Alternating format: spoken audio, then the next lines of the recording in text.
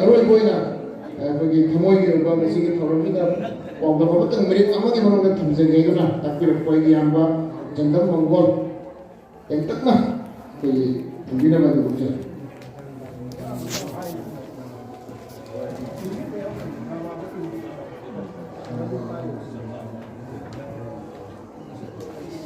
Hamdada masih pramasan nasi lang bina masih jas lenceng biliba na ko jasi ami besu masih nom lang siga sam jabriba ahalaman bina kumoksu aina kumo premjeri nasi asi ai jang laga khaba ami besu ai jang thamoi harau nya besu korba mini maramaduna matamna leitabana aina tengkakna wahi amudang thamjage masih aina nak sankirtan da changjelu baisi masih nak sankirtan changjelu bai maramni masih aina maman chaw bol ma phangjeli masih aina tojobna chade ai bu tapi tambiramba ai gurudi bagi thujang gadi na ai chedini maramaduna nak sankirtan asida aina angang uoi ma oina karisu phangjadraga ai thamoda ngai tama phongjei maramdi ngasi all kasada lagiriba kugi nak sankito na siya mami sangjal haiba nak sankita na siya huji ko na kasada sunai jangko dadi nak sankito na siya mapung phana lai na kanji aina sum chachara pada ngasi haita baina sum nam sum jarba sida jamna khigam luriba ami su aikhoidi gaura sampradaya sibaga popagada Chandra Jataba Nak Sankirtan Isai Pung Moyung Masi Gaura Sampradaya Nasi Chandra Jataba Nak Sankirtan Nasi Nasi Aina Yang Jarbada Jaman Tiendaba Malam Dikari Musumada Aku Kasar Ujiragasu Ai Lakipur Tolengra Numpau Lekai Silba Borbin Kunjelekai Amung Matungga Kasar Sambon Sumbi Paladon Ranipur Chandrapur Kakmara Baskandi Mas Torang Lekai Karakani Luna Bhati Maspra Hariba Bhati Maspra Si Hojik Ujiki Wanadi Aikodi Jamdrabida Soratha Amagi Sakadava Sekam Kala Ahum Liengdran Hoji Sama Akui Lakipura Sida Akui Siluga Mathau taraba nam son base ai sam chalaga pampu loina nana ai gurudi na thambira ma yamani lejai masisu kogi mefam se jawbiri yamba dhumul panjabada ngare ambam yamba morindro ami isu ai yamba punjabi mako enina rani putanna tanna lakhipu numpam lekai kolengram asibabda chak duki mati jam soli ai kogi lakhipuda dak sankitanasi Maramadu aina hajari badi nak sankito nasi dana isu adama khamja hajaba na jadi jatsi na tapi tambiramba nak sankito nasi nasi aina guru kipa dagi thogol khamja bani Maramadu aina kugi lakipu iram dam dale biriba sinaw song phangda nasi aigi guru kipa dagi ngana tanja matika mi ku tam khamja base masina khamja ni badi lakipu dene chingaba aku taragani manu masida Hoji hoji aku ini cangdra jadra nak sankito nasi umut mulle. Lain kunggang apa ni aku nabagram si. Lalu nana kiput oleh mumul lagi cipan hari pun. Udah masih ngasi aku di sankito nasi mulle.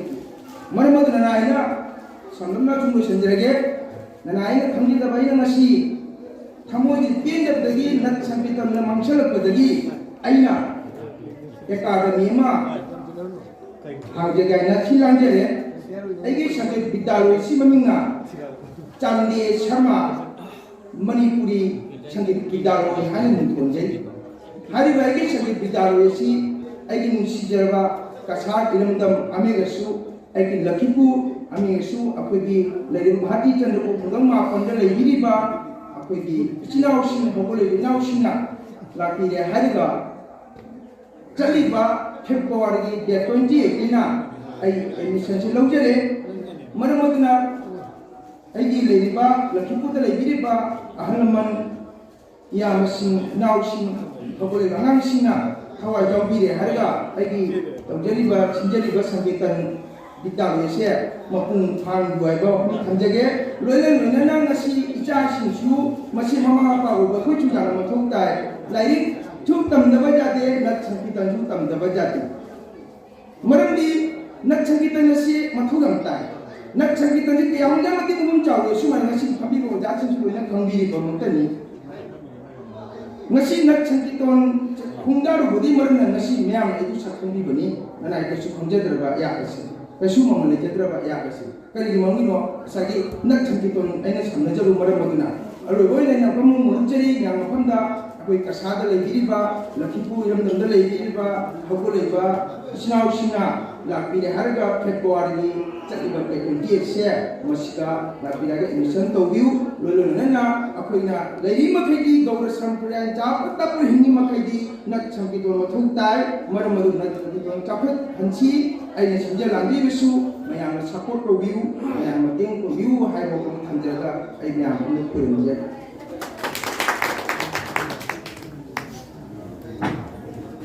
थागतरी मथंग असिना कोई यामना नहा होइना मणिपुरी नृत्य संगीतंगी सैसक्पम होइना कोई Barack तंपाक नतना मपान Manipur की त्रिपुरा यावना सांगी हजाई यावना तना तवा मफम सिंदा हेंग यामना सखंगनबा लोइना माइ पाक याम तगल तबिरिबा यामना चंदन मंगल next बिरनबा निसिंदे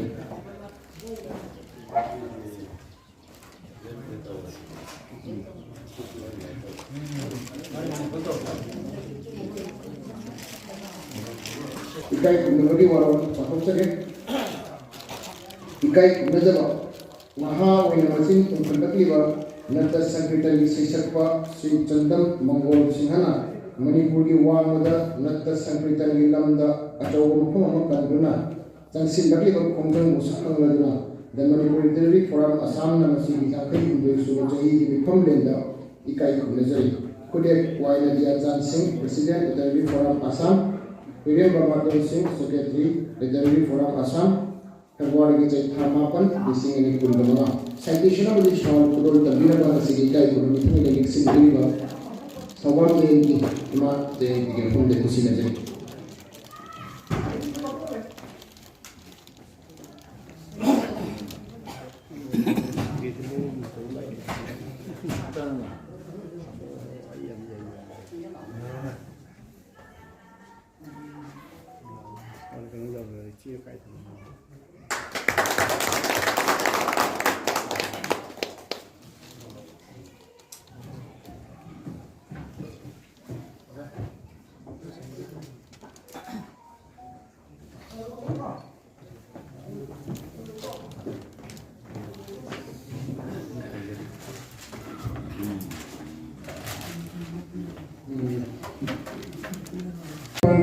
Manipuri literary forum ना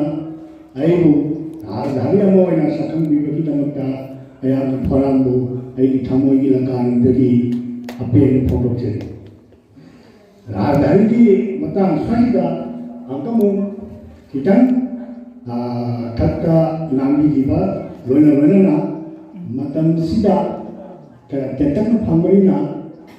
अखोगी जगोई हाई बिसकी मनु चंदन रिबा करी है तारे मन की महत्ता है कितना मधु की मतंग तक नो आप मतंग पंजरन के अमाई भी सिंगा खरा कुशन ना लेंगे मतंग अमसिंग लायन पथाकना हौजी की मतंग दा लेनक खुलकता सात सेंटर का हांगना तौदनी की ममांदा अखोगी अंगांग सिंगा नारा जेलागा मरदा अदुदल उपा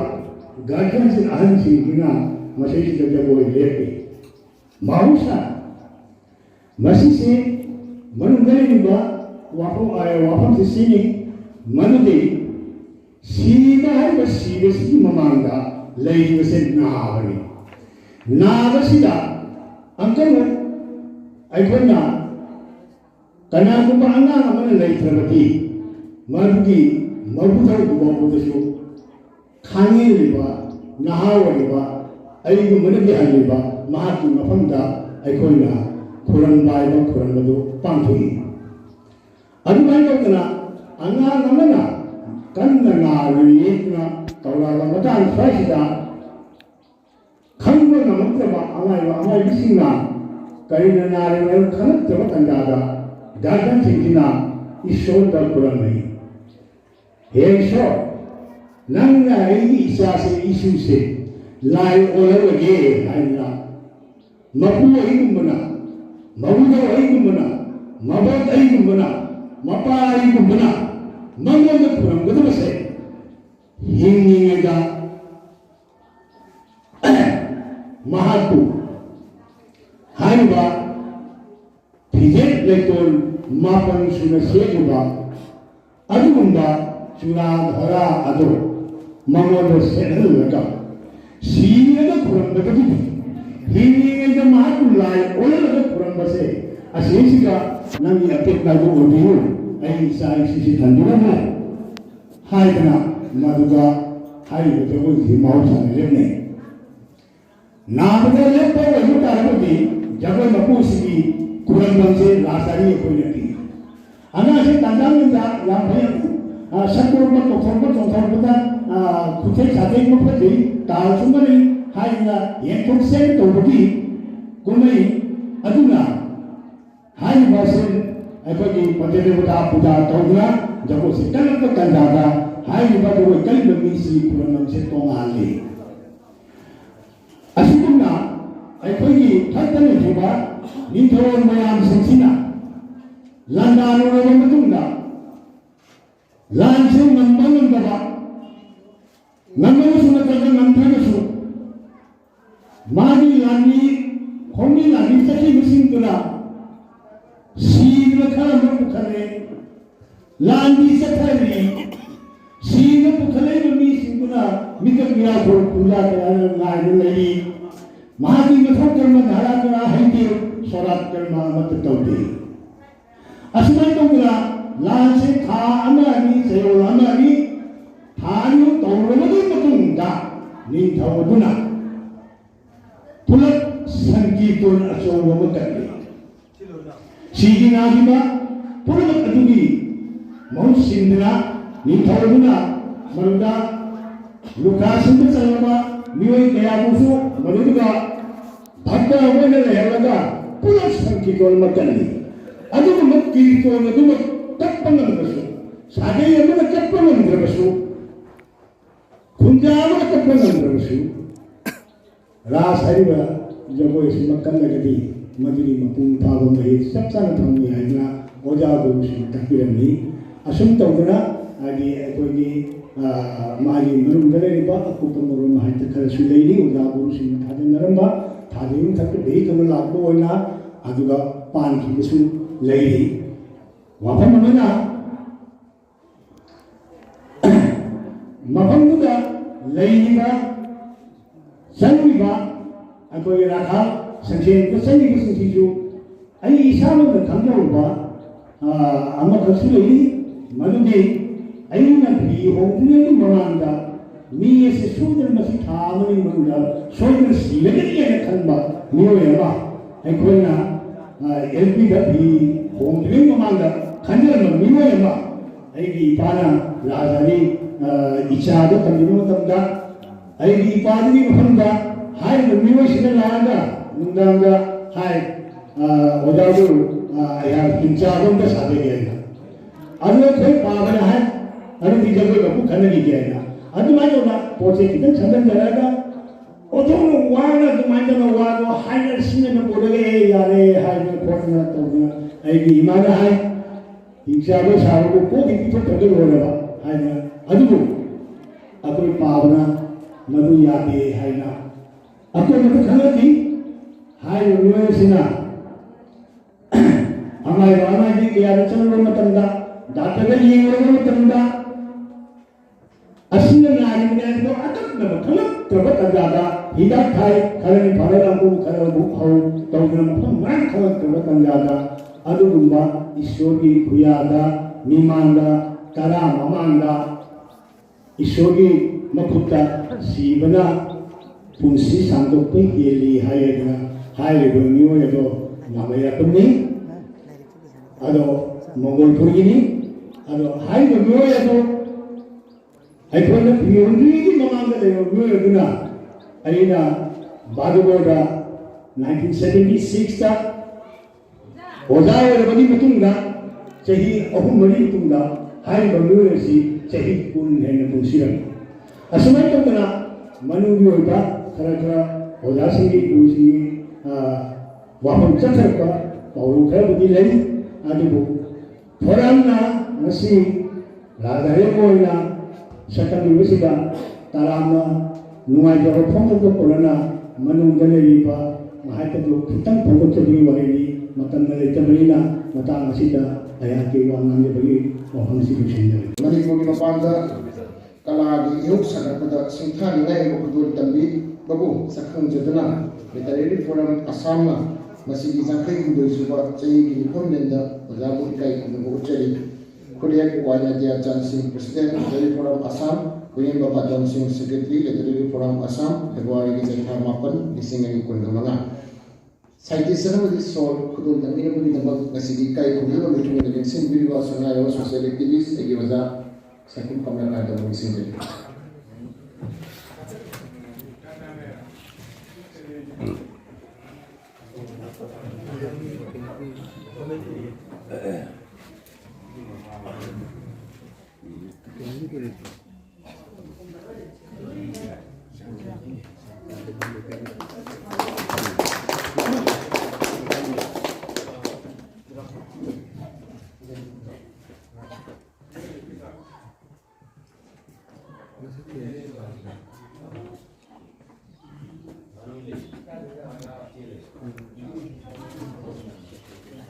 Ada ciri?